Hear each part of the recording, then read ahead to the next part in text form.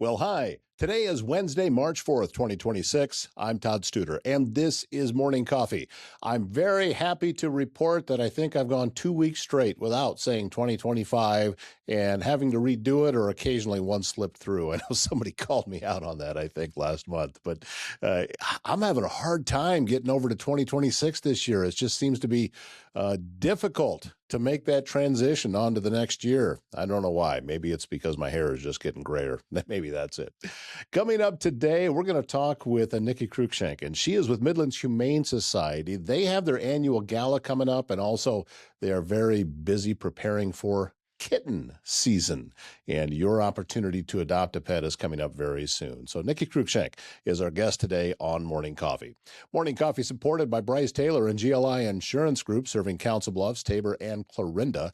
You know, March in Iowa, it's that in-between season. It's not quite winter, it's not quite spring, and it's a good time to take 5 minutes and make sure your home, vehicles, and anything you're pulling out for warmer weather are properly covered. Bryce and the GLI team live and work right here in our communities and are always happy to help you head into spring with confidence. GLI Insurance Group, local service, all seasons. Service Master Restore by Schmader knows it is hard to get back to normal when you've suffered serious property damage due to flooding, fire, or smoke, and that can often lead to mold. And that leaves you with all sorts of questions about how to get your home or business back to normal. How do you do that? You call Cindy Schmader with Service Master Restore by Schmader. Get this number in your phone, 402-339-9911. Welcoming into the studios on Willow for the first time, this is Nikki Cruickshank, and she is with Midlands Humane Society. Yeah. Thank you. Hey, great to have you here, and also thanks for all the work you're doing. I appreciate it. I'm so excited to be here. Thank you. Well, let's talk about what's happening at Midlands Humane Society right now. As usual, I'm sure that you're either at capacity or near capacity. That's kind of just an everyday problem for you, right? It really is. You just kind of figure it out every day. So every day is a new day there. But kind of gearing up for kitten season. You know, that's always a big time of the year where we're just getting prepared to have an influx of kittens. So looking for foster homes always. And just our medical team getting ready to have neonatal kittens, mamas getting ready to have kittens, and plans to, work on capacity to make sure we have the space for them. So that's a big topic right now, but we also have all sorts of fun things. We're planning our fundraiser and volunteer orientation. So it's just always a busy place. The kittens, are they coming mostly from pet owners that just, okay, our cat had kittens and we really can't have a dozen cats around here? Or are they feral, or where are they coming from? You get both. Okay. So yeah, definitely our community cats, just the ones that are out kind of on socialized, and nobody really owns them, but they're getting food from somebody, right? Like could be the neighborhood cat. Right. Yeah. We get a lot of those, and that's definitely, we have some things working on how we can work to make that better in our community. But they come in as owner surrenders. They come in through animal controls as strays. Community members bring them in that they just found them in their garage. There's all sorts of different ways they come. It's I'm sure that it's always best to get a hold of a professional if you see that kind of thing, Yes. because cats, like any other animal, will want to protect themselves, and Correct. and if they see you as a threat. Yeah. They definitely, especially if it's not one that you've seen before. So you definitely want to make sure that you're not just walking up and picking up a strange animal that you don't know. So calling animal control, letting them know that they're there. They're there for a reason, and they can definitely help. So we don't go out in the field. Midlands Humane Society is separate from animal control, but we work together very well. Yeah, they're coming to see you quite a bit, I'm sure. Oh yeah, they're in our building. They're in our building, but yeah, they definitely will go out on any type of call for domestic animals. Are kittens hard to get rid of? To me, I would think, okay, these are cute. They probably go pretty fast. They do. Honestly, the adoption rate for our cats is high. We definitely have a very good success rate. It's just that, a lot of them can't be spayed or neutered till after 8 weeks old. Right. And there is a law in Iowa that if you're adopting them out, they do need spayed and neutered. So they have to stay in our care for that time. So if they come in at a week old, they're in our care, usually in foster, right? We find a foster family that can care for them. And then when they're ready to get spayed and neutered, they come back. We have a medical team with a veterinarian on staff, get spayed and neutered and go up for adoption, and then they go quick. Well, let's talk about the what you have for foster Yeah. families for pets. Is that an ongoing need as well? Huge, Huge need? huge need. Yeah. Foster families are literally vital to the success for humane societies, rescues. And it can be a big commitment. If you take a litter of kittens, we're going to ask you to keep them if they were just born at least 8 weeks. Hmm. So they're at a point where they can get surgery and be spayed and neutered and then go for adoption. And so we do like you to keep them separate from your animals during that time, so they can grow up. But it is the best solution for so many animals in our care, because even if we have the best program and the best place ever, it's still a stressful environment for cats and dogs. And so if you can put them in the home environment where they can be comfortable, you can learn about their personality, you really get a glimpse into how the animal is. The shelter environment's not a good place to establish a behavior. They just Just aren't. can't tell. You just can't tell. Yeah. You just can't tell. So our foster families truly are vital to, whether it's fostering kittens or we have a really nervous dog. If you get them out of the shelter and all of a sudden they're thriving, you realize it's just the shelter environment. It's not actually the dog. So we really lean on our fosters for so many different things, whether it's medical rehab, babies, behavior, just to see, what are they really like? Long-term dogs that just haven't gotten adopted and they need out. They just need to have some reprieve. So we're always looking for foster families. You can go to our website. You just look under our volunteer tab and there's a foster link there. But stop in, talk to the staff. They'd love to talk to you too. And sometimes it's just a good way to see if you're ready for an animal, right? Like, we pay for all the supplies, the Hmm. food, the medical care. It gives you an idea of what it takes to have one. So that's a good way to kind of get your feet wet too if you haven't done it before. Are you able to, if a someone comes in and wants to foster, what kind of qualities would it be good for them to have to that you would know? Yes, they will be successful at this. So honestly, just being willing to listen and learn. We don't have a lot of barriers to foster. There is, we do have to follow our IDOLs, which is oversight of Iowa, licensing and things like that. So we do have to do a home visit, Hmm. just because our oversight program just is responsible to make sure you have a tidy home that can take care of the animal. But really, it's just being open to talk about what we think the best fit for you would be. Sometimes, matching the animal to the person is really important. Sometimes you get somebody that comes in and say they are not active, which is totally fine. I love to sit and watch TV, but if you want a super active border collie mix that's going to bounce off the walls, we could probably find a better foster for you, that would be more successful, right? So being open to talk about what the needs are for whatever particular animal that you are looking at. The shelter staff knows them very well. They know how to teach you how to take care of them. So ultimately, as long as you're willing to try and give them time and also put forth, there can be bumps, Hmm. the transition might be a little difficult, so you have to remember these animals are coming from different spaces. It's new to them. They don't know where they're going. They don't understand. And so, sometimes, they aren't house trained. Right. And that's okay, but you have to be prepared that you're going to have to do a little work with training. Well, you touched on something there too, that you're providing everything that's needed along with that. So, knowing that things cost money, Correct. and Yes. and you sometimes you get donations, but oftentimes you have to go out and you have to spend Humane Society money in order to be able to do all of this. Mhm. It kind of takes a community behind you to make that happen. Correct. Yeah.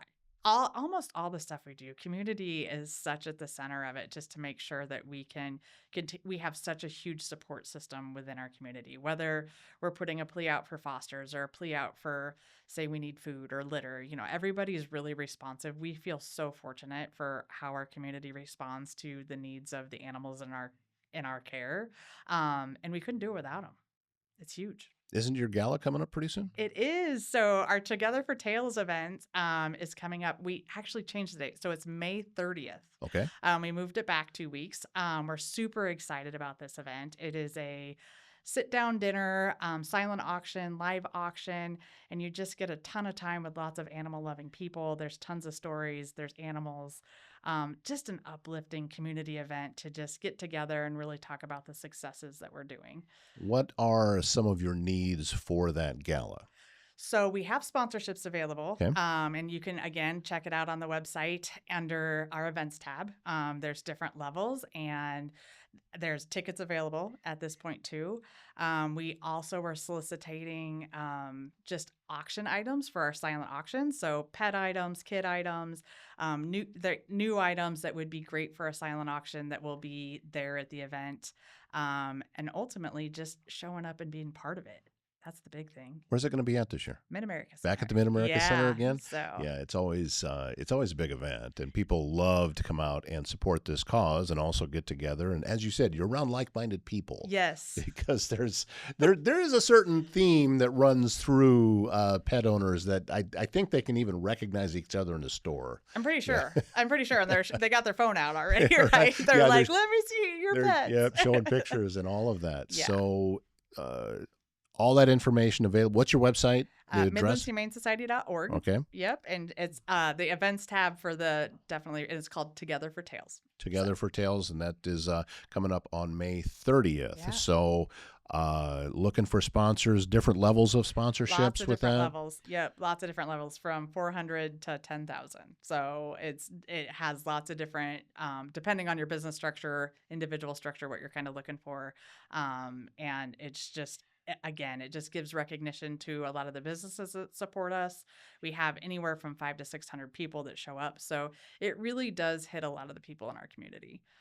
Well, you're doing great work over there. I know you've got a great staff. Yes. And couldn't do it without them. Couldn't do it without the volunteers. Always looking for new volunteers. Always.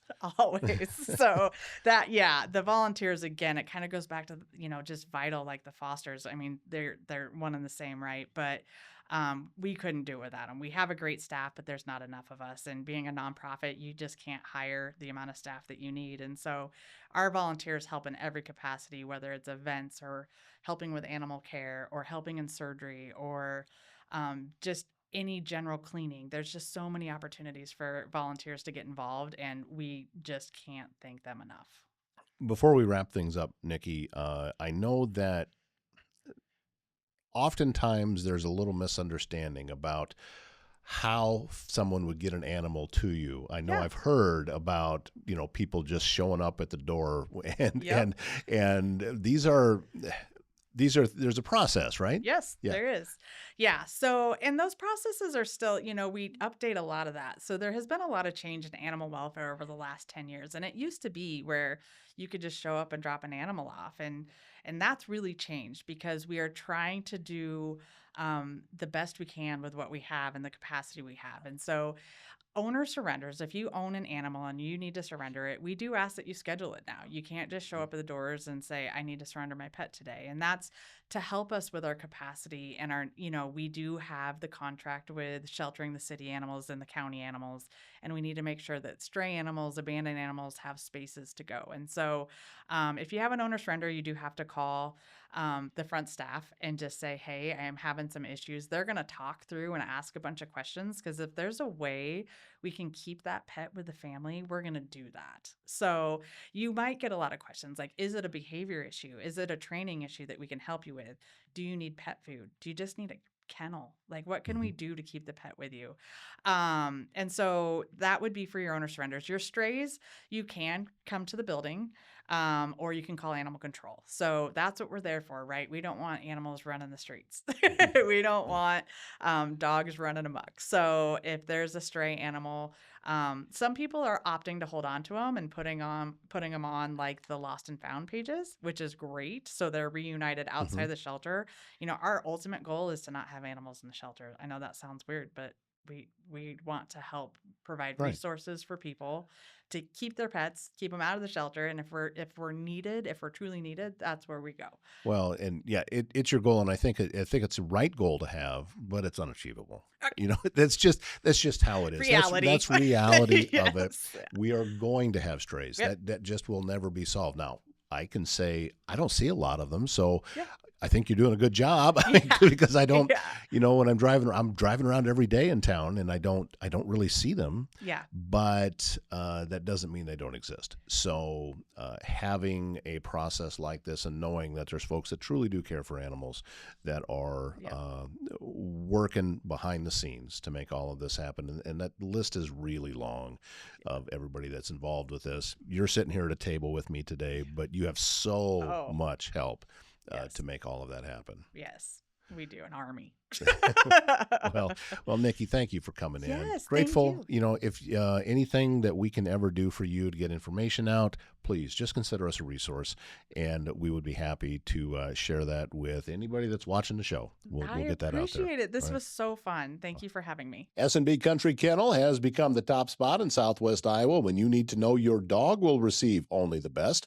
Boarding, daycare, grooming, self-washing, training, and even a membership available to a dog park over an acre in size. And if you caught yesterday's show with Joe Huntoon, they got a lot of space and a lot of memberships available there. And it's a wonderful facility. I've seen it, and I know your dog will be very happy you did.